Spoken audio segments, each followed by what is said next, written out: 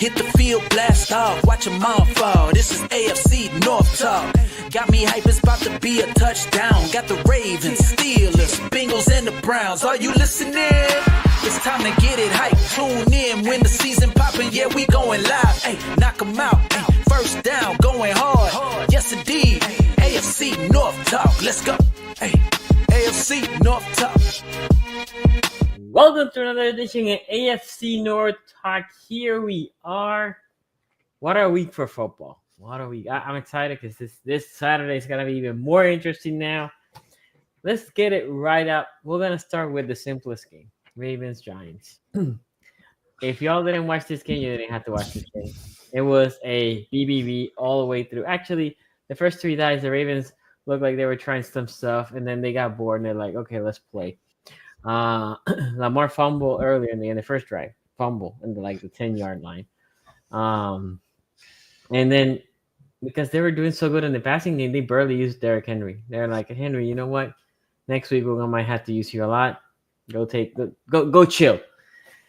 Defense played good, but I mean, the opponent's offense that you're facing was meh. At the end, they threw a touchdown to Neighbors. I mean, that was very late in the game. I think it was early fourth quarter, where the game was basically sealed at that point. They did what I said that they needed to do, which was go up early, set the stars in the fourth quarter so they can rest for a Steelers game. Jared Q, you saw this game. I wouldn't blame you if you didn't. I mean, I saw Tim Boyle checked into this game. Yeah, and bro, I have a rule. Tim Boyle, I was like, all right, bro. Yeah, I have a rule. I'm not watching Tim Boyle play football. He's the worst. I will contend this until somebody gives me evidence that there is a case otherwise. Tim Boyle is the worst college quarterback to have played. What did he get? 5 years in the NFL? It's crazy. He's gotten a career because he's Aaron Rodgers' friend, and that's gotten him a long way. How is that even a valid currency anymore? That is the thing. What is he doing on these rosters? Because that got him in the league, right, as a preseason guy. Yeah. But he got starting jobs in Detroit. Now he over here with the Giants. He ain't even nowhere near Aaron Rodgers now, and people still yeah, man, let's go trot out Tim Boyle, who again has never ever been good. Never been good. Not once. He had 1 touchdown pass in college. One more than the 3 of us. And FBS football, right? Yeah. He threw 1 FBS touchdown. I believe he was in the red when it comes to touchdown interceptions. Yeah, I think it was the Ohio Valley Conference at Western 12, Kentucky. 1 to 12 touchdown interception ratio, and still somehow is getting NFL job. I don't know how he even got an invite to camp.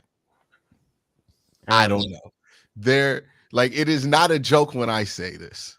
There are dudes who had played maybe Division III football who probably deserve the more luck than Tim Boyle. I know people personally who definitely deserved a look over Tim Boyle, right? I don't know how he stays in the league. He must have that perfect handwriting or something like that. But again, worst resume to ever stay in the league as long as he has, and has never made it seem like he might be good.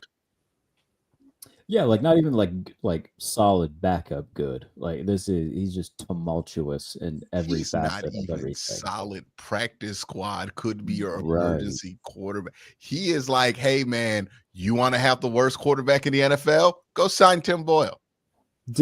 Let's talk about this for a minute. Do the 2024 Giants have the worst quarterback room just ever? Because they had Daniel Jones, Tommy DeVito, Tim Boyle. That's what they ran with. Wait. They also had Drew Lock. And Drew Lock. Oh, sorry. Yeah, Drew Lock makes it a lot better. You're right. Yeah, my bad. I think in fact, the version that they're at now, because Drew Lock got hurt. Right. Yeah. And now it's Tommy DeVito or Tim Boyle. Yep. Might be the worst thing I've ever seen. I think pound for pound, this is the worst quarterback room in the history of football. You have one guy who was a Division III quarterback right? And Tommy DeVito, where did he play college? I I don't. I don't think it was D3. I don't know where he went to school. It was Tommy like UW DeVito. Longchester or some shit like that, right? Like, No, he went to Syracuse before transferring to Illinois for his fifth year did season. he play? Do you remember watching the Big Ten and being like, "Hey, Tommy DeVito, right here"? I don't remember watching this dude play once in college. You could have told me he went to Pastrami Tech, and I would have believed you. Like, I have no idea where this bro went. Looks like second year in Syracuse, he actually had decent amount of attempts. He started in Syracuse. He was on the bench. Well, no, last year in Illinois he played. Last year. That's the year he played in Illinois. I have zero recollection of that. No, as someone who actually watches Big Ten ball, because I'm a Penn State fan. So I watch, I don't watch a ton of college football, but when I do, it's usually Big Ten side of things. Zero recollection of Tommy DeVito, not even a little bit. Touchdowns, 4 interceptions. Yeah, okay. I mean, it's not horrible. It's not Tommy. It's not Tim Boyle bad. It's not Tim Boyle bad. Right. But yeah, Drew Lock was horrible too because Denver couldn't get him out of the. Drew Lock was at least good at college. Like that's the bar that we're going for. I remember when Drew Lock came out. Like, yeah, people thought he would be good. That makes sense. That is a world above where we're sitting at right here. Like you talk about Tim Boyle and Tommy DeVito. Tommy DeVito didn't play till his 6th year in college.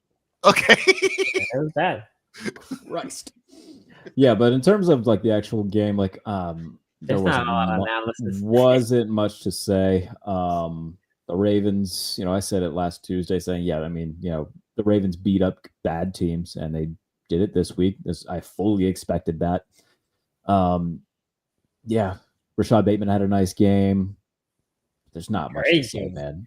It was a great game. I think that was his first game with 2 touchdowns in his career. So good for him. But outside of that, nothing to say about this game. It was cardboard. It was sand. It was a nothing game. It was there for the sake of being there because it had to be played. My through line for this week: they are who we thought they were. Every game, every game. I'm like, yeah, that's what I thought. Yeah, nothing about this game. Anytime you see that 3-man booth of Catalan, McCourty, and Tiki Barber, that was the last game that anybody wanted to do commentary for. They're so bad. I like Andrew Catalan. I think he's very good. I'm not a big fan of the McCourties. Vilma booth is the one. I like Kenny Albert. Vilma's not my cup of tea whatsoever. Kenny Albert is doing a lot of work there, right? Kenny Albert is doing a heavy lifting. Pop up there and be like, yeah, man, safety over the middle of the field. He's going to cover the middle of the field. And I'm just like, God bless you, Jonathan Vilma, man.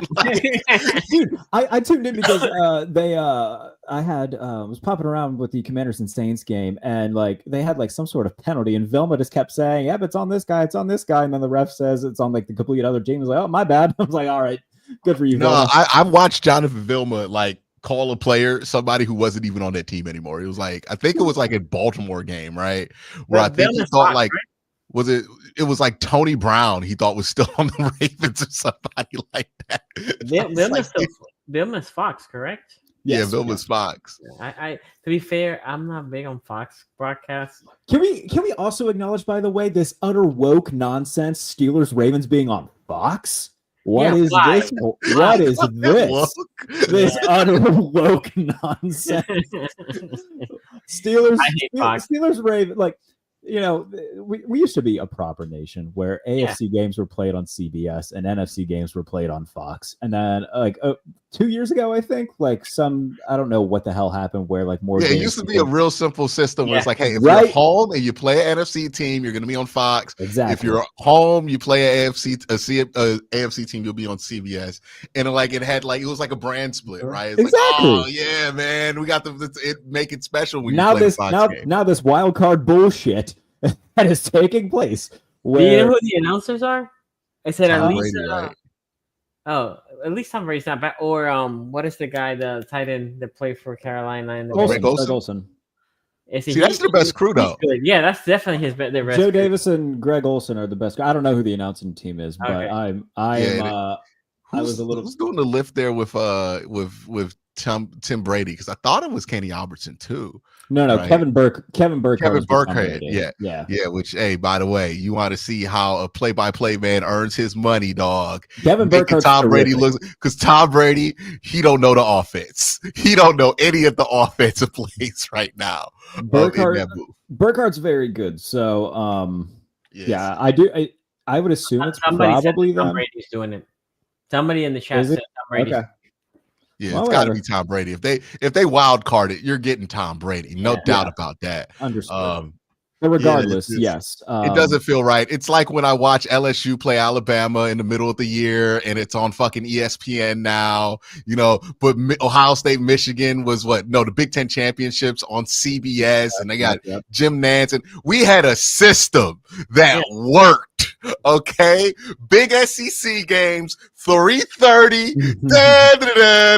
That's good. That's cocaine in the veins right there, right? And then you get Kirk Herbstreit over the Big Ten beatdown of the week, and that was a system that worked.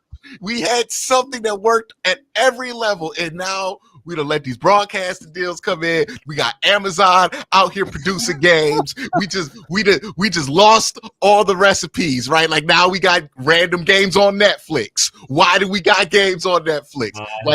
We don't have enough broadcasters. Like we can't sustain this with just the networks. No, we got to bring in streamers.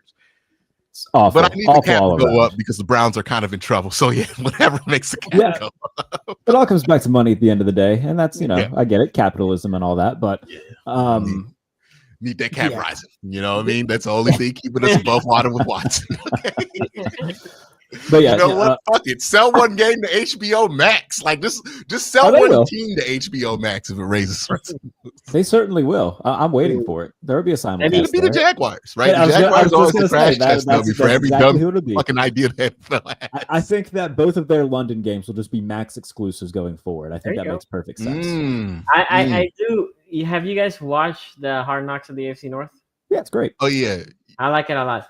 But something that I did not know, because I don't follow really the behind. The new episode's coming tonight, by the way. I think. Okay. But so something that I haven't watched from the Browns, Steelers, or the Bengals is where the teams do the meeting rooms, right? Oh my God, you can see the difference. Like the Ravens, I knew the Ravens how to look, right?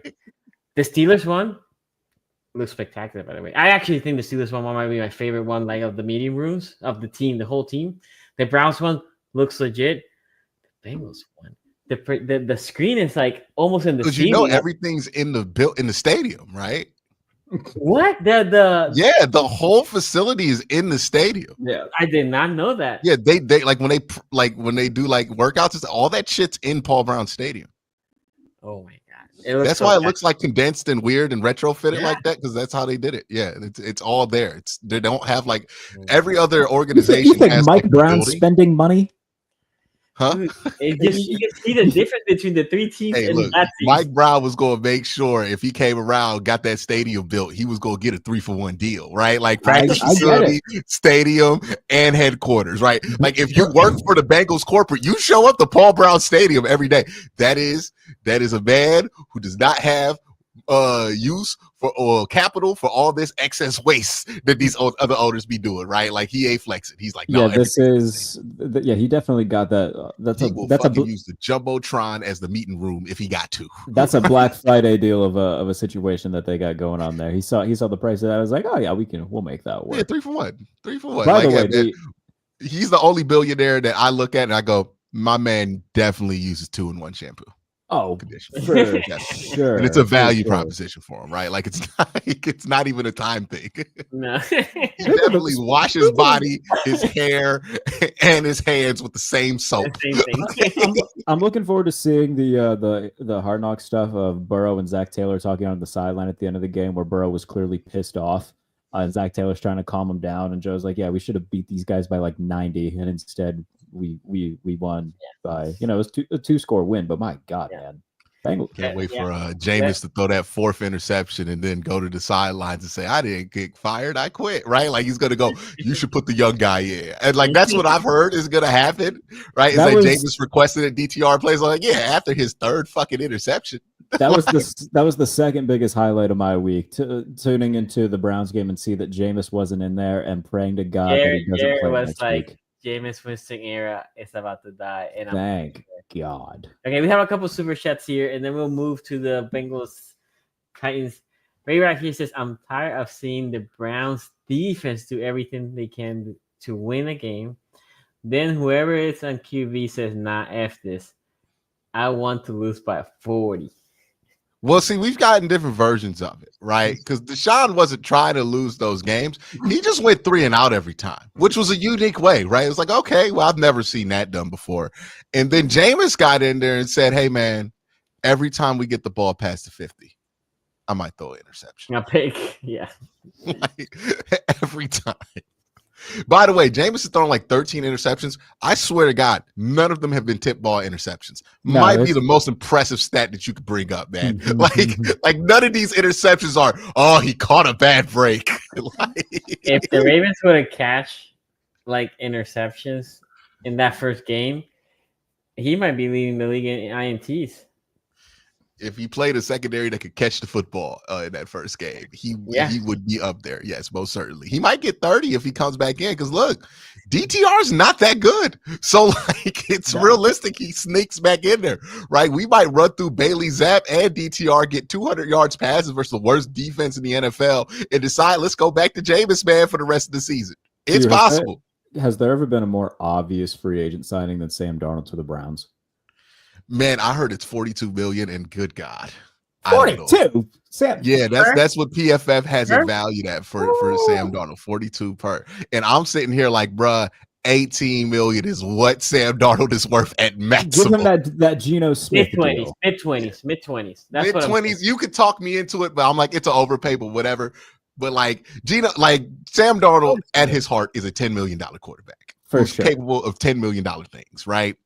You got to overpay. Okay, you give me the 24 tax. Okay, it's fine, right? I'm not going past 35. Gino was 25 per year, by the way. Gino was 25 per year. So I think that's great. Gino's favorite thing is throwing interceptions in the red zone. If Sam Darnold and his agent, and if I'm a GM and Sam Darnold and his agent walked into my office and said, we want 42, I would tell them to kiss the whitest part of my ass and leave. No, absolutely not doing 42. Like I saw that number and I was like, you know what? I'm shorting the QB market. None of these guys are getting drafted in the top 5. And this guy is not getting 40-something million. Like I keep hearing like, oh, Shador's going to be the number 1 overall. Dude, he's not even one of the best 10 prospects in this class. He's an obvious Raider, though. Yeah, that's the one thing, though. Mark Davis can be scammed. Mark Davis will take shit. He is in the process of getting scammed. Yes. Right now. Right.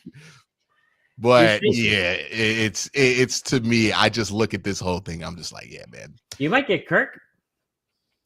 I mean, Kirk's only 30 and you don't have to inherit the guaranteed money, but he is bad right now. Mm-hmm. Like it might be a Russ thing where you're like, oh, maybe we can, but Russ ain't coming off no goddamn torn Achilles, right? Right. You got and then having 30s. 2 dudes with torn Achilles on your payroll for like 70 million bucks. That's not fun. That's 36-year-old Kirk Cousins coming off, not playing well. You're paying him a bunch of money. Because there's a very real situation where you end up paying $70 million for quarterbacks and having to play Dylan Gabriel. Oh God! Hey, listen. Who you think leads the league in interceptions? Do you guys know? I know Baker's in the top 5 right now. Baker's second. Jameis was 8th the last I checked. He did throw 3, so that might have jumped him into the top 5. Will Levis? It's 4th. Will Levis is somewhere in there. With 4th with Will Levis. Will Levis. Okay, so it's not Will Levis. Like father, like son. And let me think. Is it a good quarterback or like is it an established starter? Established starter, yes. Is it Aaron Rodgers? No. Okay. Rodgers is late. Rodgers is only 8. Is it Kirk? Because Kirk's thrown a lot lately. Is it Kirk? 16. Yeah, Kirk's. Oh wow. Jesus. 16, hey. Baker 14, Geno is 3rd with 13, and then Jameis is tied with Will Levis with 14. And Pat Mahomes is behind them with 11. By the way, the sign of a pocket passer dying is those interceptions raising when they never were that high to begin with. Yeah. Like, that is the look. It happened to Tom Brady. Yeah. If it happens to Tom Brady, it can happen to anybody. Look Yeah. at Aaron Rodgers, right? I think the interceptions went up for him too the last few years that he's played a full season. So Yeah. if you want to know when the pocket passers showing their age, look at those interception numbers. Peyton Manning interception numbers go up because that's when you can't hit them fucking field outs anymore, right? Like that's when the field side becomes the blind side, right? You just got to force some shit in where there ain't no space. Like, That's the other guy that you can see the Browns if they get kicked out of the Jets. Aaron Peyton Rodgers. Manning? No. Oh, I was like, yeah, wouldn't that be something? Let's go run the gamut on like the most unlikable quarterback room of all time. Like, yeah, let's do it, man. The most get you fired quarterback room I've ever seen is Deshaun Watson and Aaron Rodgers battling it out, right? Yeah, having an exchange of fucking ideas in the quarterback room. Okay, yeah, put a camera in that. That's great. That would be Hard Knocks. Tom Brady. They were not air any of that. Okay. Tom Brady still Steelers kryptonite. He's Preston. Because he was the one in the Steelers. Yeah, him and Burkhardt did the play-by-play for. That's Steelers hurtful, Eagles. but also was Tom Brady out there dressed up as AJ Brown or Devontae Smith. We'll be talking about this soon. Elite Dragon says, "Wow, first time the Ravens won a trap game. Why?" I think after the bye, it's hard to lose a trap game after the bye, in my opinion. Like if you lose a trap game to the Giants, and that's the other thing. Yeah, Giants, it's also the worst team in football. Well, the Raiders are trying, and we lost to the Raiders. I would take the Raiders handedly over the Giants. But y'all lost the Gardner Minshew awful. Raiders, right? And like not Aiden O'Connell Raiders. That's what they got out there right now. Desmond Ritter Raiders. Oh God, I forgot it was Desmond Ritter. It was Ritter. Yeah. Ritter trying to vent himself against Atlanta. If you think I watched a single snap of that toilet of a game last night, you are sadly mistaken. I was watching the Bears saw game. my friend Trey Sean post about Desmond Ritter this sentence, and it was like, wow, that must be the saddest shit I've ever seen. He's like, man, Desmond Ritter is so much better with Arthur Smith. I was like, God, what does he look like? Okay, but let's talk about these Bengals. The Bengal game, it was tight at the beginning. There was a point. Yeah, first quarter they were losing 14-7. I was like, wait, what's happening here? Because we talk about not a chance. And then the Bengals, they score 17 points in the second quarter, third quarter touchdown.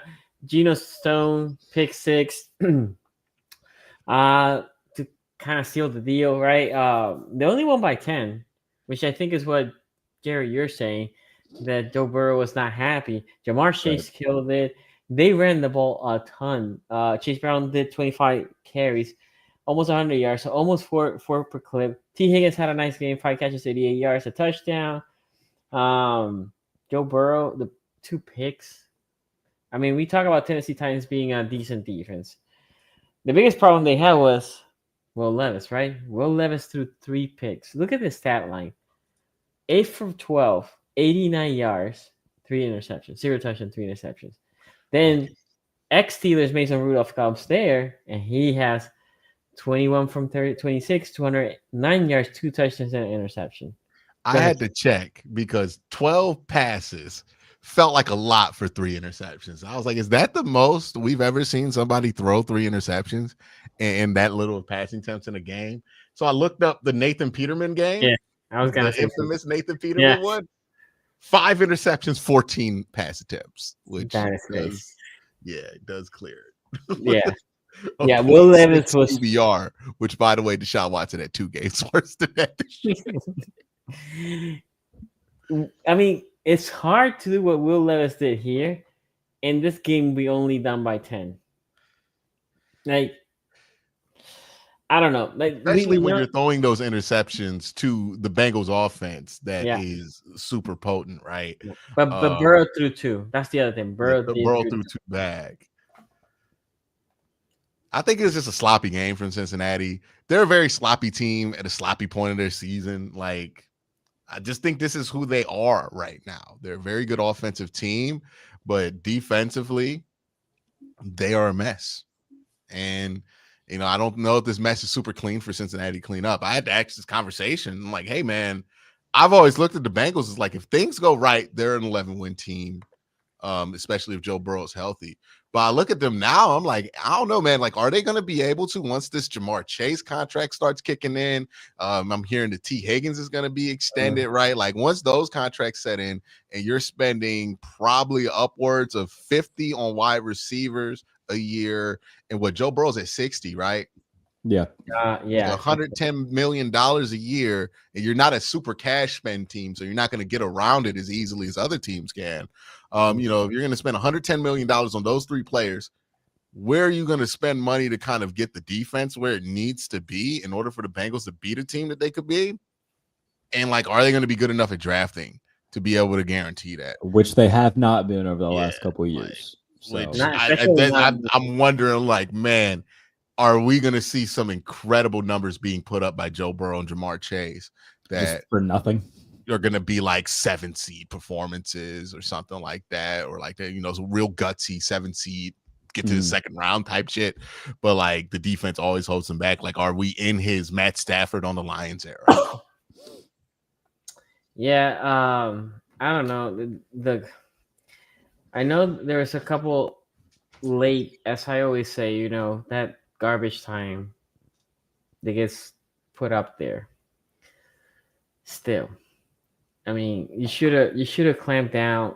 This should have been a game similar to the Ravens, where we're talking about Joe Burrow sitting for a quarter, right? Like Joe Burrow fourth quarter should have been bench, not because he was playing bad. It's just because you're up like so much that you're like, whatever, we don't need to be here.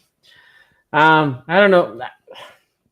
Now the thing is, most things for the Bengals went right. The Dolphins lose. The only thing that did not go right for the Bengals, the Chargers lose, right?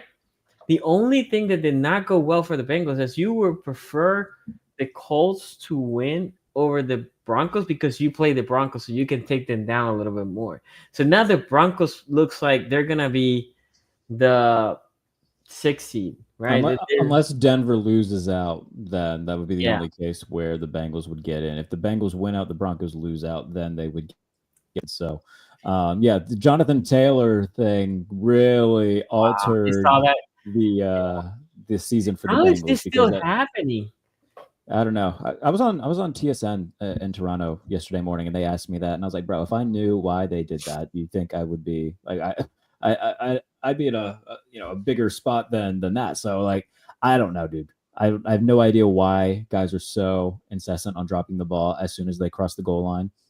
Like, just hold on to the ball and make sure you get in, and then do everything you got choreographed, and then get to the sideline. I don't understand. You didn't even have anything choreographed. Like, this was like, it's got to be a muscle memory thing, right? Where you just feel like you passed the goal line and you let the ball go. Maybe. I don't know.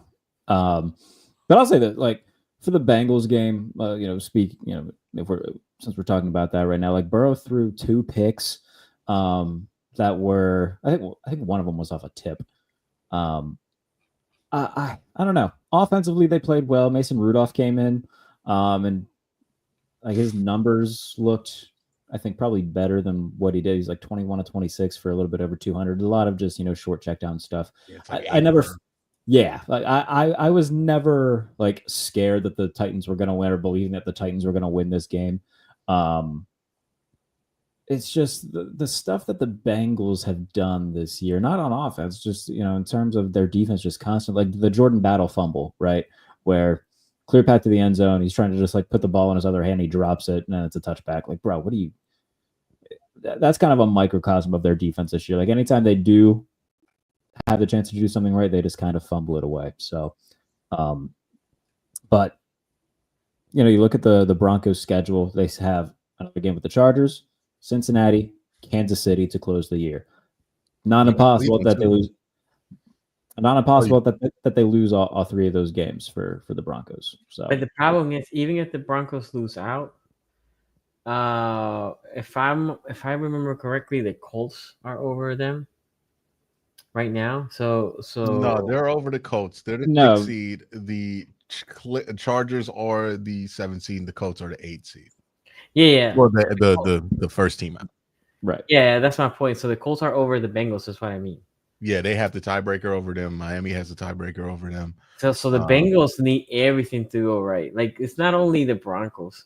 They Hey need, man, their defense is not good enough that it even matters if they make the playoffs. To be honest with you, like, yeah, maybe Joe Burrow can sneak you out of one game, but like the idea of them making some kind of run, I don't know, man. Like, it's just not gonna fly. Like, if they even make the playoffs, they're the 7th seed, right? You play Buffalo week 1, or playoff City. week 1, yeah, or Kansas City, but Kansas City's gonna get the 1 seed. They're 13-1 right now, right? Yeah, well, what happens if 3 games Kansas City left. drops the Texans because the Mahomes is kind of hurt, and then they play the Steelers, right? Hey, I don't think the Texans are good. I think the Chiefs will beat them with Carson Wentz. Because, like, if you look at how the Chiefs have been able to win, it's not really been about offensive dominance for them, right? Like, they haven't really been that offensively dominant of a team.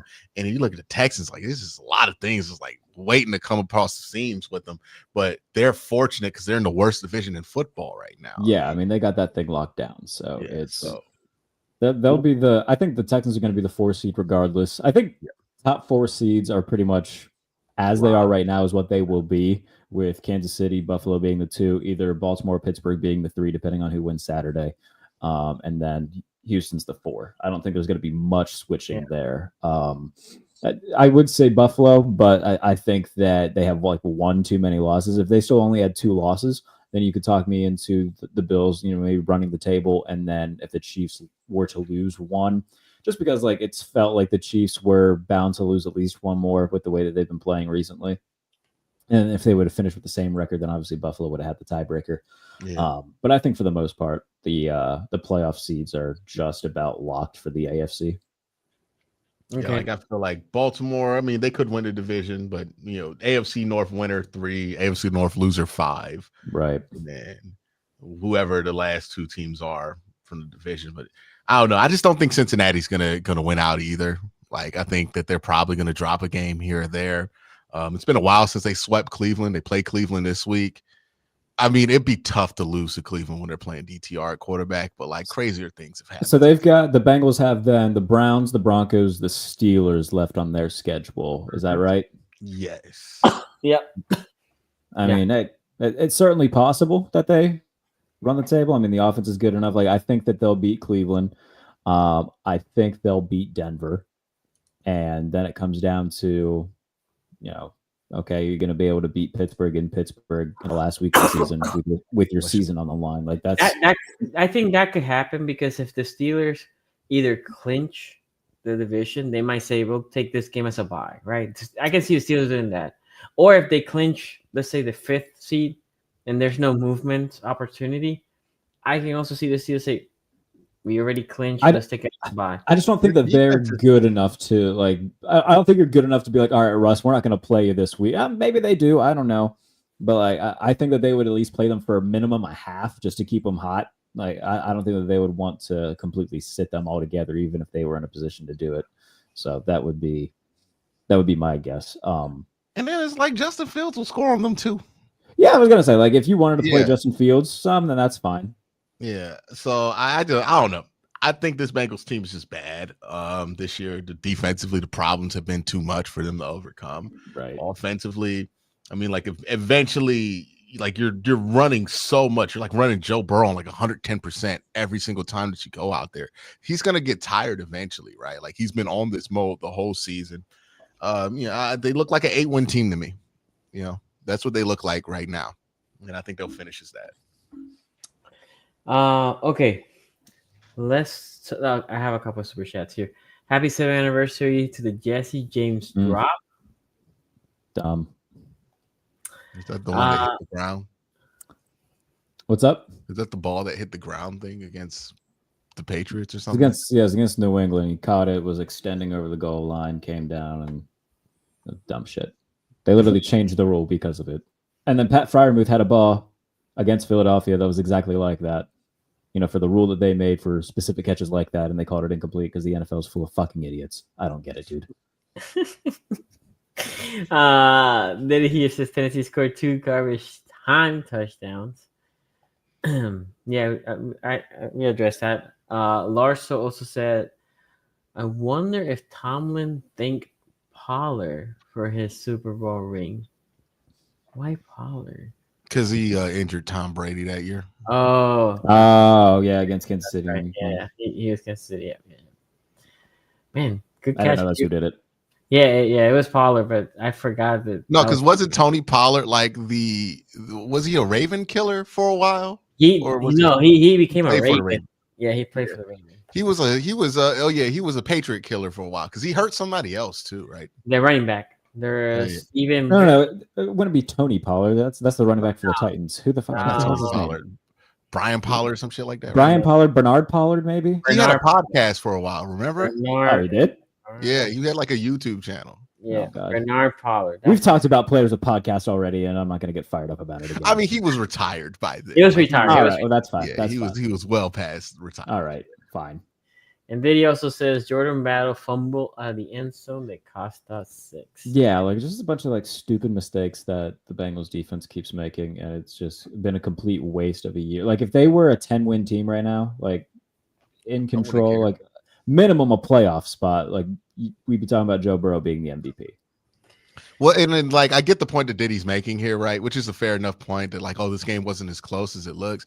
But the fact that this stuff keeps happening with the Bengals like all season is like kind of the definition of who they are, which is like they're just a mess defensively. Like even in a situation where it's like, okay, well, they got garbage time points. It's Mason Rudolph. Yes. Hey, Mason Rudolph slander will not be tolerated here. I knew he was going to say. I knew he was going to say. Mason, sure. Mason all the Mason Rudolph. Rudolph slander you could get. Absolutely. Mason Rudolph saved my life, I think. I think that Mason Rudolph, I'll always thank him for saving my sanity. That's a crazy. You were at a crazy place last year. Bro, the fact if Mason Rudolph doesn't win the best games of his life at the end of last season, actually played pretty well against Buffalo in the playoff game, I'm still talking about how Kenny Pickett is a Steelers quarterback, and I'm very, very grateful for the fact. Okay, I get it. Okay, it's not an appreciation for him as a player. It's more or less thank you for crashed out and that got kicked. Look, it's why I always appreciate Jameis Winston. Exactly. Hey, that's exactly what I will never have a bad thing to say about what Jameis Winston was able to provide this Browns team, because he is the catalyst of being like, hey man, if that dude is playing better than Deshaun, then yeah, there's really no excuse. If Mason Rudolph is ever in Pittsburgh and I run into him at like a bar or something, hey, he's getting a free drink courtesy of me and a nice handshake and a thank you. So I'll never say a bad word about Mason Rudolph. Okay, so let's go to the next one. Browns and Chiefs. I picked the Browns to win. That was crazy. I didn't know. Well, because I was not expecting Winston to implode the way he imploded. That was your first mistake. I was expecting it. Look at this. Even with how he played, because he played a butt cheeks. Oh yeah. No, the Browns could have like gotten close. The Jameis Winston, the offense. We had a fumble punt by James Prochet. Second time he's done that in his Browns career, by the way. Why do you guys still have Prochet? Ask Bubba Ventrone these questions. Guess what, dog? He's back because we cut Kadarius Toney, who was returning punts. Don't ask me why they're doing the things that they do. None of it makes sense. This is their third punt returner. It was James Darden. I think he got hurt. And then we went to James Prochet, and we're like, no, he's not enough. We need more explosion. Let's get Kadarius Toney to return punts. He muffs a punt. And then James Prochet comes back and did what he did last year versus the Ravens, which is muff a punt. Crazy. But yeah, Bubba Ventrone likes him. Don't know why. Yeah, the James Prochet muffs a punt. That turns a 3-and-out to start the game into a Chiefs touchdown. That's 7 points right there. Jameis Winston.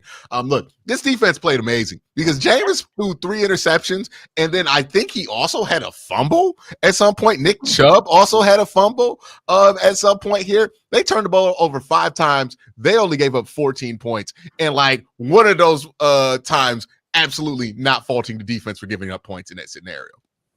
Defense played great versus Kansas City, or at least Kansas City's offense didn't play at a super high level here. The Browns had opportunities on opportunities being this game, but they kept throwing them away. They kept throwing interceptions. Every time they got any kind of momentum, Jameis Winston got greedy, went for the big one. I've been waiting for this one, Jared, right? I've been talking about it ever since he came in.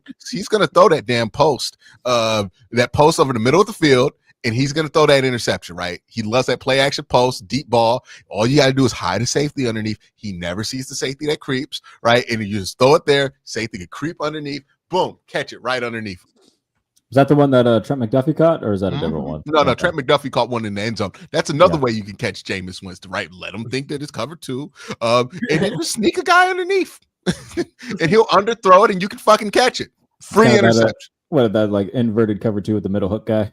Yeah. It just make it look like that, and then just let the fucking boundary corner just float up into the space there and catch it. Like easy. He never sees it, right? He just sees what he sees at the beginning, and then he doesn't see it there. Yeah, I mean, I saw some people upset that the Browns benched Jameis Winston. What are they supposed to do? What are they supposed? I'm just glad they didn't wait 8 weeks to do it like they did with Deshaun Watson. Last preseason, like the DTR Hive though, last preseason was loud and vocal. Yeah, man. The Browns, there's always a hive for some player in the freaking. I've been hearing about Jamari Thrash all regular season, and I like Jamari Thrash as a prospect. But the amount of times I've been like, the Browns should fire their coach because they're not playing Jamari Thrash. I'm like, what the fuck do you think he is? We got Jerry Jeudy's got 1,000 yards. What are we talking about playing Jamari Thrash right now?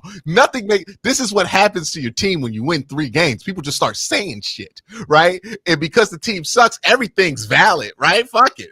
I think it's hilarious because like Jamari Thrash is genuinely one of the nicest dudes I've ever like talked to for like work stuff. But the fact fire the coach because he ended up playing the 5th round receiver. Like, all right. I'm like, bro, he's gonna play next year. Like, he's a 5th round pick. Like, let's relax, you know. Like, let him develop. Fun, but yeah, I mean, a 5th round rookie. It's not like he was gonna set the. I think everybody saw Puka Nacua last year be a 5th rounder who took the league by storm, and now they expect every 5th round receiver to get valuable playing time right away. Started on the how people talk about the draft, because I swear to God, I saw somebody call a 6th round pick a bust. I want to strangle people. Like, we talk about every draft pick like it's a 1st round pick now. Yep. My rule of thumb, and I said this here before, 1st round pick should be contributors year 1. If it is a high 1st round pick, should be a starter. 2nd round pick should also be part of a rotation. If it's not starting, part of the rotation. 3rd round pick, you need to contribute. You don't need to starter. You, depending on the position, contribute, right? 4th and later, special teams, and then learn. There's a reason you're a 4th round pick. Do you have gaps in your game? If you're a 4th round pick and you could be on the team and contribute, that's an amazing win. That is an amazing win. I agree. If you could get Isaiah Buggs was like, what was Isaiah Buggs for the Steelers? Oh, good Christ! I think he might have been a 3rd round pick. Okay, that's not a good result for a 3rd round, right? let me look because I want to be sure. Oh no, you just gave me Isaiah Buggs. If you get the whole rookie contract out of a guy in a day 3 pick, that's a win, right? Like that's a win. That's a big win here, right? For the Steelers, a good example would be like a guy like Isaiah Loudermilk, who I think was a 4th or 5th round pick, who's been a rotational defensive lineman his entire career so far. Like, that's a fine middle day. Like hitting on Mike Hilton in the 5th round. Oh, that's a home run. Like, right? Like when you get like somebody who can get an actual 2nd contract in the NFL. So yeah, how people talk about the draft is so annoying. But yeah, the Browns, man, the defense is good, and like I think. If I'm the Browns, I'm on team. I mean, get a dude in the draft, right? You get the top whatever pick, and Mason Graham sitting there. Just make your good really good. Just go ahead and make that defense as overpowered possible to make it so that your quarterback has an incredible margin of error to be able to win football games. That was very wrong, by the way. Isaiah Buggs with a 6th round pick. Okay, well, that's a fine result. That's fine. Yeah, that's fine. I mean, minus the stuff that ended his career. Yeah, that's great. But you know, the beyond the field stuff. Mason Graham. I did want to talk actually about this. Nick Chubb got hurt. I don't know. He broke his foot, but it's a 4 to 6 week recovery time. Okay. Just a bad calendar year for Nick Chubb. Man. Honestly, for Nick Chubb, I'm kind of relieved that he's out because he just starts his vacation early. He'll be back by February. And like, I'd rather have him deal with that, which seems to be a very uncomplicated recovery, than like he gets a re-aggravation of his meniscus or something like that, That's right? true. So, he needs a whole off season to get back healthy. So if this is what takes him off the field, I'm fine with it as long as it's not soft tissue. But what were you saying? No, so I mentioned. Do you think the Browns will look to draft a running back as well? Yeah. Like a high pick. 400 running backs in this draft class. Go ahead and get one. Yeah, sure. Like, you know what I mean? Like, if you want to get the dude, Genty, yeah, go get Genty. I don't care. Like, get a dude. With that first pick in the draft that you have, if you're the Browns, get a guy. You need dudes on this team, right? To add to the guys that you already have. Go get a dude. I'm not really worried about positional value in this year's draft class. There's some guys that can help you right now that are really good. They're going to be contributors, right? Like, the Ravens didn't need a safety, but they love having Kyle Hamilton. Oh, yeah. You know what I mean? Like, it's a fine place to be at, right?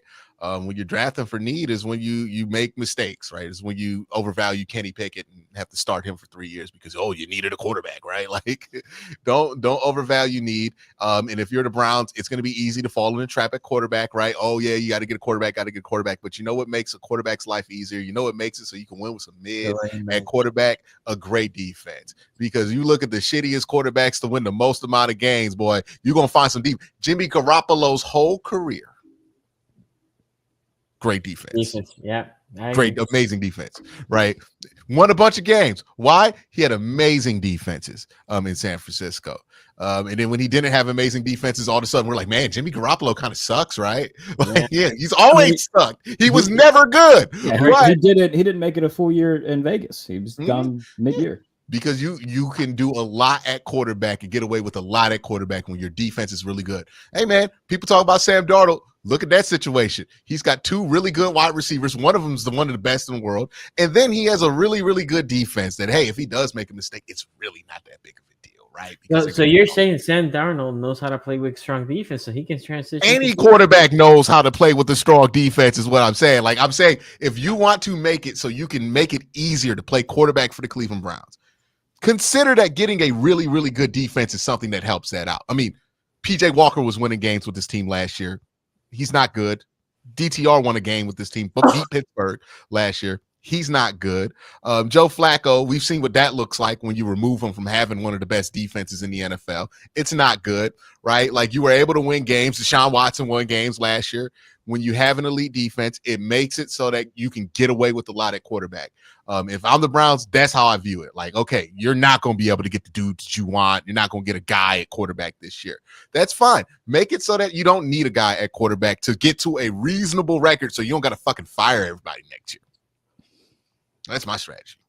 And then you could get to 2027 and then actually draft a dude where there's going to probably be a couple dudes in that draft at quarterback. Yeah, that's for everybody. Arch, DJ Lagway, maybe Lenore Sellers is in that draft class.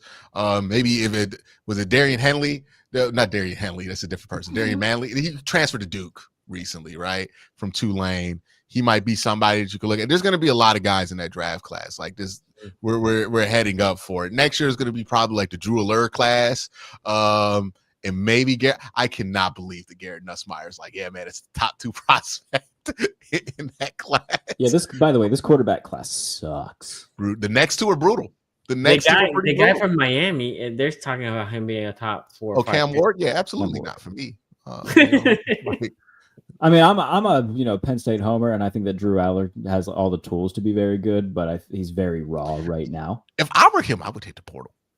But I don't want to do that to you. But if I were him, they brought in Kyron Hudson from USC. They're getting in receivers. They're like, yeah, bro. Well, okay. if you're coming back, right. Because I was looking at that Penn State roster, like, ooh, it's a lot. Yeah, no. They had no receivers worth a piss. So they're trying to build that confidence in them. I was like, man, and then they have emotion in and out the quarterback position so much there, and I'm like, this fucking James Franklin, like, well, Bo Prabula just said that he was going to transfer, which, I mean, that kind of incited, that means Drew is going to be probably coming back, and then the next day Drew said, yeah, I'm coming back. So it's a bunch of stuff. Yeah. I just wish they would stop fucking motioning them in and out. Like, I agree. My thing with the Browns, real quick though, talking about the future of the team and whatnot, and trying to at least win games. I think a lot of people get too impatient too as fans. Are like, well, winning games isn't the overall goal. You want to win games that matter in January. It's not going to be a 1-year turnaround for Cleveland. I don't think. Like, you're not going to go from what this year has been to Super Bowl contenders next year. You got to put the pieces in place to get back to being a really good team. So brick by brick. Okay. Build the nest, chop the wood.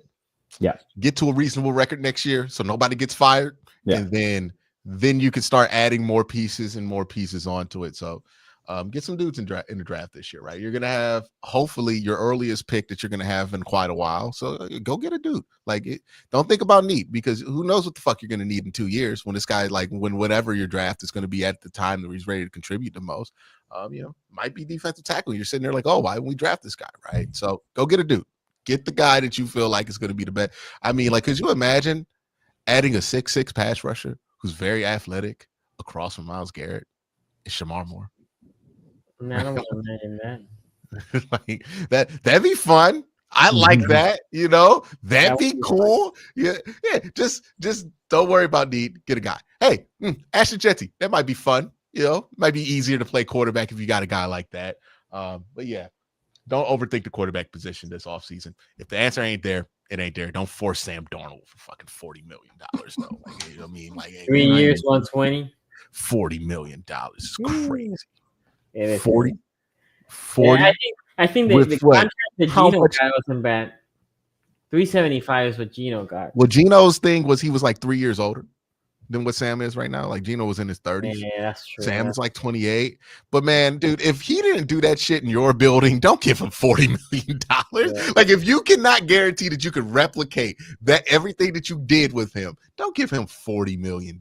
That's insane. 40's a lot. Yeah, you got to get Jordan Addison with that package. Has to be part of the deal. Yeah, it's you pay for 40, but you really got a discount on Jordan Addison for $10 mil. Rerack here says, shout out to Jerry Jeudy finally getting 1,000 yards and looking like one of the best contracts given out last season. Yeah, man. Imagine if he hit the market this offseason. Because T. Higgins doesn't seem like he's going to hit the open market this year. So he'll be getting paid. Yeah, at 26, right? He's 26, 25. Yeah. Having this kind of a breakout, he would get Sam Darnold money. Okay, let's talk about the match in the AFC North, the Pennsylvania Cup. Steelers at Eagles. Jerry, you weren't here. All three of us pick the Eagles. I actually said the only way I can see the Eagles losing was if they imploded, because remember the whole drama happening in Philadelphia. Q, to be fair, said no, he's about to pull a George Pickens. He's about to get he's the original George Pickens, man. Where do you think George got all this shit from? AJ Brown is the template where he got it from, where he's nah, man, I'm gonna throw a fit, I'm gonna be problematic, and guess what? Cooking the next game, doing a good handshake with the quarterback, and then acting like I trolled you the whole time, knowing damn well he got an attitude. Yeah. By the way, side note, Jerry Jeudy is 25. He'll be 26 in April. 28. Yeah. I know his agent bad. Yeah, man. You're right. Okay.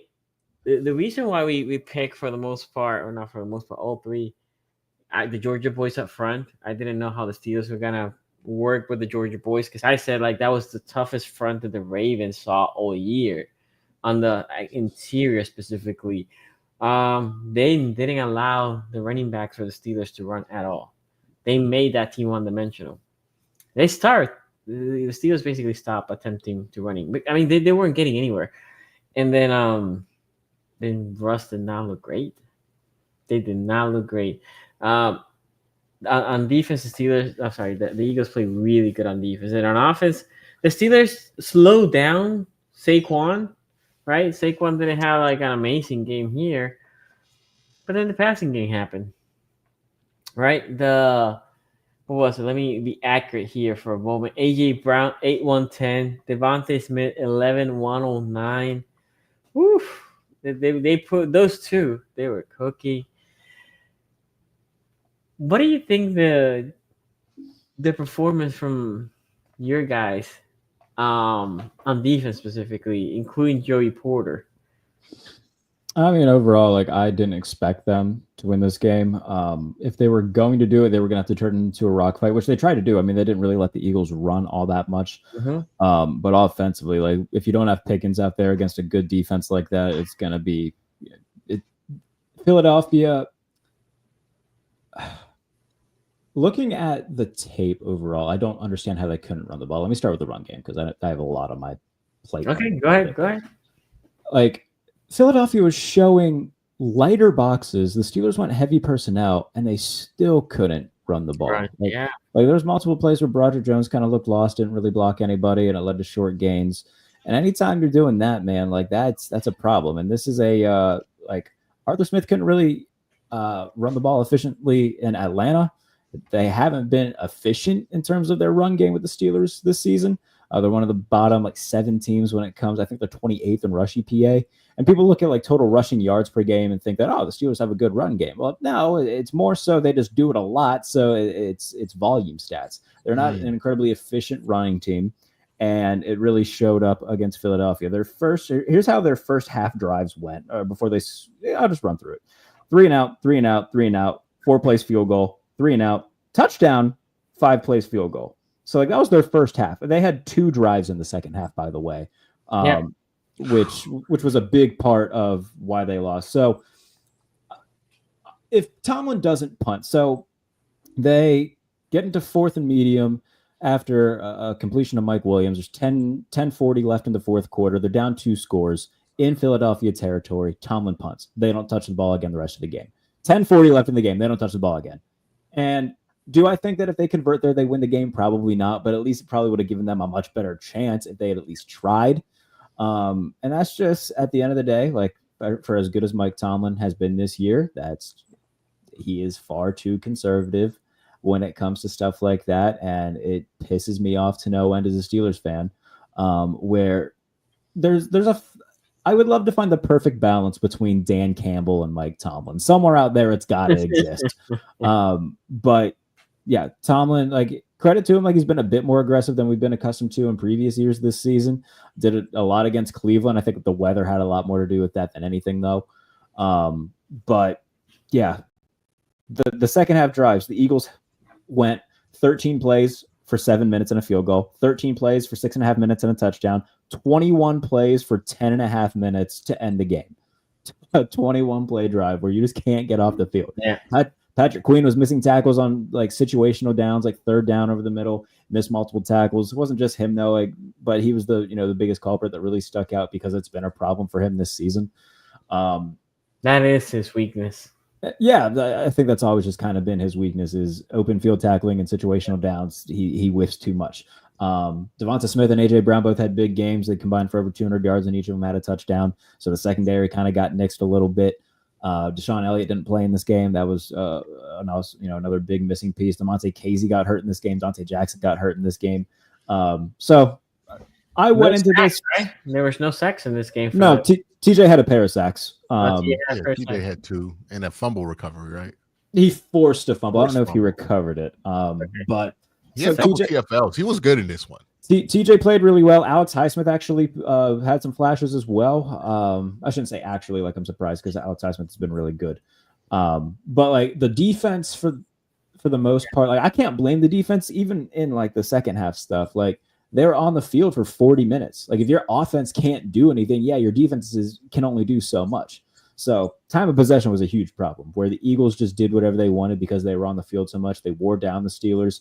And anytime it got into, third and short, it was going to become 4-down territory and they weren't going to stop the dumbass tush push, which I will stand on the hill and say should be banned because it's stupid.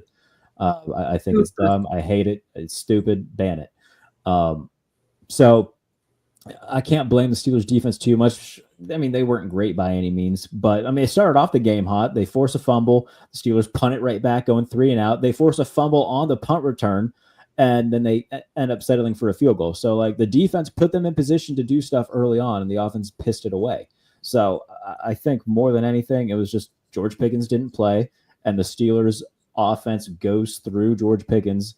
And they were able to win last week without him, but again, it was against an inferior team in Cleveland, where you can take advantage of teams that aren't up to the level of Philadelphia and win games like that. But when you play one of the upper echelon teams in the league, and I don't think the Steelers are an upper echelon team. I don't think that they're in the conversation with a team like Kansas City, Detroit, Philadelphia right now. I think they're kind of in that second tier. And whenever you're missing multiple star players, it comes back to bite you. So this game, though, like by and large, it didn't bother me because if they win Saturday, they win the division. So for all intents and purposes, I don't want to say it was a nothing game, but in terms of like implications and everything that they had to wanted to accomplish this year is still very much in front of them, and they're capable of accomplishing it. So I'm not too distraught over this. Missing multiple players, lose to a team that they always lose to, didn't dissuade me too What much. is the timeline for Pickens? I don't know. I mean, he looked good in practice today from everything that I've seen. Right? Yeah, it's a hamstring strain. So week to week. So we'll see. I would expect that he would be back this week against Baltimore. He did this on Sunday, but he very much was confirming, I just twisted it. It looks like they're just going to hold him out of practice throughout the week just as a precautionary. I would be very surprised if he doesn't play this week. So I think that they'll be as close to full strength as they can get. We'll see with Dante Jackson. He says he has a pinched nerve in his back, so I don't know how that's going to go. So we might see a little bit more Corey Trice, which I'm totally fine with. James Pierre, I'm not as fine with. But as long as Watt and Pickens play, I'm chilling. So we'll see what happens. But offensively, Pat Freiermuth continues to get in the end zone. That's good to see. It's just they don't have the horses without Pickens out there. And even with Pickens out there, I mean, it's hard to get much out of, guys like Van Jefferson consistently. Guys like, Michael, they acquired Mike Williams. I wish that they would do more with him. Well, catch Mike. Doesn't make a lot of sense why they aren't doing much with him right now. It cracks me up every time he goes out there. He's still learning the offense. I'm like, he's Mike Williams. Bro, he's been there for he runs. He knows how to run a 9. Just send him out there. Bro, it's not can't be that difficult. Things. Be big and catch 50-50 balls. That's literally there's nothing he needs to learn. But it just doesn't make the one thing I was going to say here, that the one thing I thought when they got Mike Williams was a place that the Steelers are usually not very efficient, or they're not good. It's the red zone.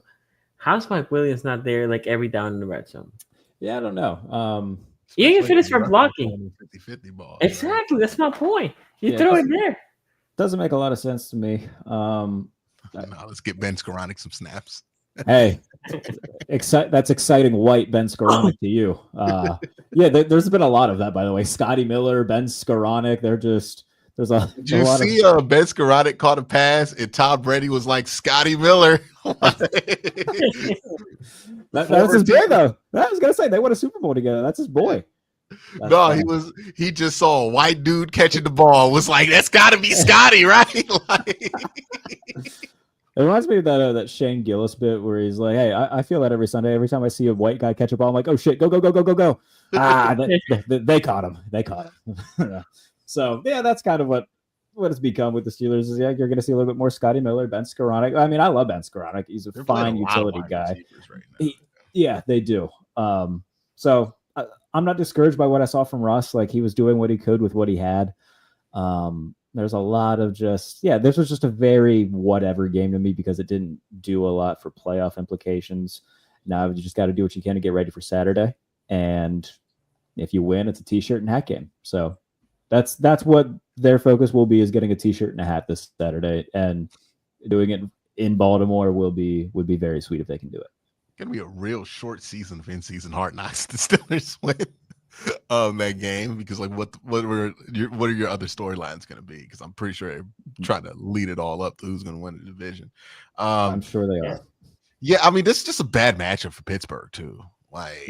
Especially without George Pickens. You have the corners that Philadelphia has. Philadelphia's pass rush was really able to get going. And look, the Phillies' run game isn't as dominant as you thought would be, at least from the averages. They just ran this thing at such a high volume, and they were just able to get whatever they needed, or just enough of what they needed, to be able to just hang on to the ball super long here.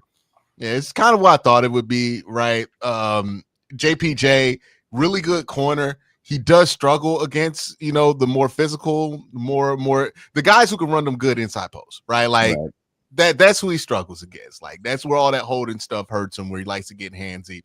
And Smitty and AJ Brown, they got parts, right? 100 yards each, on a healthy amount of targets. 21 targets between the both of them? Yeah, they were there. AJ had 8 catches and Devontae had 9. So. Yeah, 8, and Devontae had 11.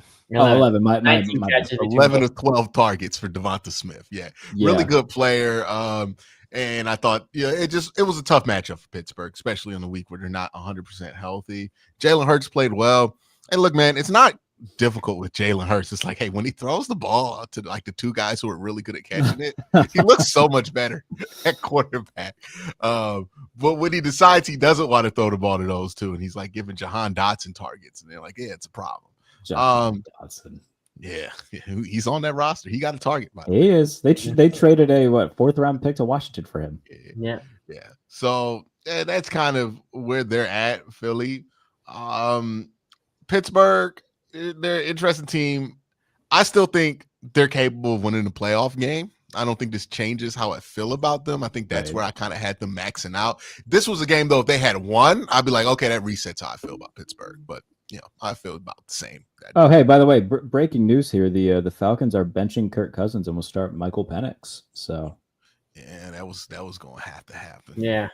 So you're leading the league. This opens the door if you guys leave Winston to win the interception championship. Well, welcome to San Francisco, Kirk Cousins, finally reunited with Kyle Shanahan. Kyle Shanahan loves his former him. Coach is going to have something to say about that. It's going to be a bidding war for Kirk Cousins. He's going to end up in Cleveland.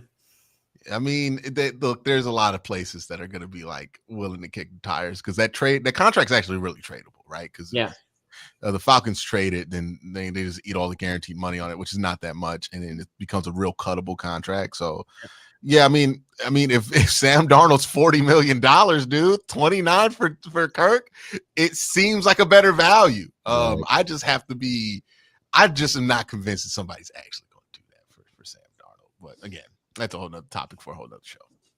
Yeah, I came into the season saying the Steelers would be 11-6, and if they won a playoff game, I would be ecstatic. That if they won the division and won a playoff game, that's a damn good year for a team that very few people believed could do that. So, if they end up being the 5 seed and they play Houston, I think that they could win that game. So. Would much prefer them to host a playoff game. I think that would be really cool. It's been a long time since the Steelers hosted a playoff game. I think 2016 was the last, 2020 was in front of a packed crowd, with an actual season that didn't involve a pandemic. It's been almost 10 years since they've had a full packed Acrisure Stadium for a playoff game. So, would be really cool. Hopefully they can get it done. And if they play, whether it be the Chargers or the Broncos, I think that they could win that game. They should win that game at home. So if they win a playoff game this year, I'm still very happy. I think they'd beat the Broncos. I think they would. I mean, I agree with you. I'm just saying. Yeah, I understand. The current Broncos are different and much more than they were in week 2. But I think that they would win that game. Somebody get Tim Tebow to be on the broadcast that weekend. If it's like a Netflix game, right?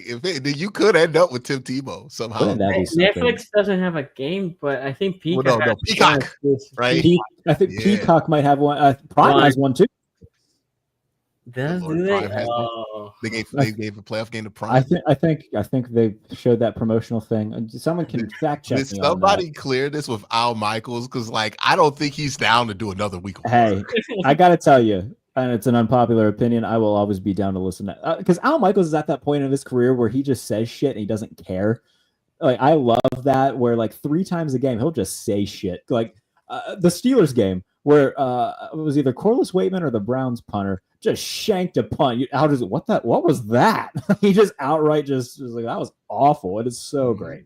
I love Al. I don't care. Imagine what he's calling that 39-10 blowout that somebody going to be handed out in the first round. That's fine. He'll just start talking about 90s baseball again. He doesn't give a shit at this point in his career. He'll talk about the Mariners and the Yankees that in the 1990 whatever it has to world. be the Pat Mahomes game too. Like if he gets one, he's like, yeah. I'm fine with Pat's that. dad, he used to play for the Astros and just completely veer off into nonsense. Yeah, you're right. Prime has one.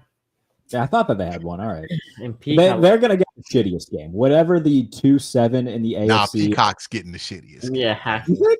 No, Oh, it's yeah. just Peacock and Absolutely. NBC. So what it is what they did Because last year. NBC gets one and then Peacock gets one, Yeah. right? So there's a Peacock exclusive and an NBC Yeah, game. and And then that I think Peacock ESPN will get one, CBS, Fox, and so 6 games on 6 different networks. Yeah, man. Crazy. Hey, guess what? Los Angeles Chargers, Houston Texans got you written all over it. Peacock. Welcome to Peacock. You're Look, what's totally Chris right. Collinsworth's You're right. son's name, right? Like Jack Collinsworth. Jack Collinsworth. Oh, God. Here's a guy. I don't mind Jack Collinsworth. Doesn't he do Notre Dame football? He does a lot, actually. He does that and like He does the whatever. UFL games. But the UFL doesn't do an NBC anymore, I don't think, because I think it's not just Fox and ABC. But he used to do UFL games for him too. Yeah. I don't want to see Jason Garrett in a playoff booth. Like let's not do that. I think it would be they'll get Noah Eagle and the Eagles are great. I love the Eagles. Both Eagles are great. Eagle and Jack Collinsworth. Now who's the it's the God damn it. Who's the quarter? He does it with a former quarterback. I think the quarterback went to Penn State. Nolan? Oh, I think I know who you're talking about. Yeah. What the hell is his name? Played there in the 80s, has like a longer last name. That's really going to piss me off. Oh, God. I'm going to have to look this up after the show. But yeah, I think it'll be Noah Eagle and that guy. Quarterbacks that have played NFL football. So like just Right. Damn it. What the hell's his name? Oh, that's really going to piss me off. All right, whatever. I'll look it up later. Nobody in the chat has put it on. Anyway, that's the recap. We'll be back here tomorrow previewing. It's a fun game on Saturday, Steelers Ravens, and the rest of the division. Yeah, Saturday. It is a Saturday. Talk about this. At 1:00, there's a Peacock exclusive. What is it? Chiefs Texans is the Peacock game, Yeah. and then Steelers Ravens at 4 on Fox. Yes, that's Saturday. Got a last minute super chat though. Yes, we do. Right back here says, per Tom Pelissero, the Falcons are paying Kirk Cousins $62.5 million. Todd Blackledge. That's who it is. Yes. As part of the 4-year $180 deal he signed in March, he's due $28 fully guaranteed in 2025. He also has a non-trade clause. I mean, so he can pick the team. I was going to say that no trade clause just basically means, okay, well, if you are going to trade me, I get to pick where. That's basically. Yeah, and when you trade a contract, basically they have $27 million guaranteed to him next year. They would eat that, and then you would have to give them something, and I'm pretty sure they would just be like, "Oh yeah, fine, take it." Yeah, and that also works for Atlanta too because Penix is on a rookie deal. They don't have any like ginormous contract. They have like all their stars. Like Bijan's on a rookie deal, Drake London's on a rookie deal. They're not paying any huge money to anybody right now. I think I'd have to look at what they're paying Grady Jarrett, but they're not giving up a ton of money to anybody right now. So I mean, it's a very tradable thing for Atlanta right now. Oh, Lord, I didn't know y'all had Kerry Collins at Penn State. Kerry Collins did good at Penn State, yes. Yeah, I could probably give you a decent lineage of Penn State. Kerry Collins went to the NFL, got drafted. Wally Richardson, you know who the next guy is after Wally Richardson? Oh God, hold on. Michael Robinson. The quarterback? Yeah. Christian Hackenberg. Well, sorry. Michael Robinson played quarterback at Penn State, but he played running back in the pros. In the NFL. Yes. So drafted to be quarterback. Okay, that's Christian Hackenberg. Yeah, Christian Hackenberg. What a Matt McGloin. He didn't get drafted. He was undrafted, but he played. Yep. Played for the Raiders. McSorley to the Ravens in 2019. Mr. McSorley. I like McSorley. He was on the Steelers practice squad last year. Trace McSorley. Yeah, so. Trace McSorley did everything Lamar did just in slow motion. It was fun.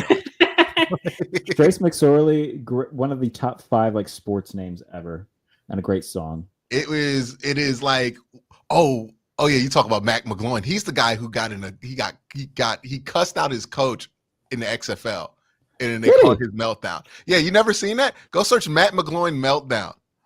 They got it all mic'd up. Was it for like the New York Guardians or something? Yeah, he quit on the team, and then he like refused to go in, and they were like, "Wow, that's bad. Like, should we air this, dude?" Like, by the way, we can talk this about another moment, but there's some drama over there with your boy, Jared. It looks like the Steelers sent Deontay over there to cut some shit.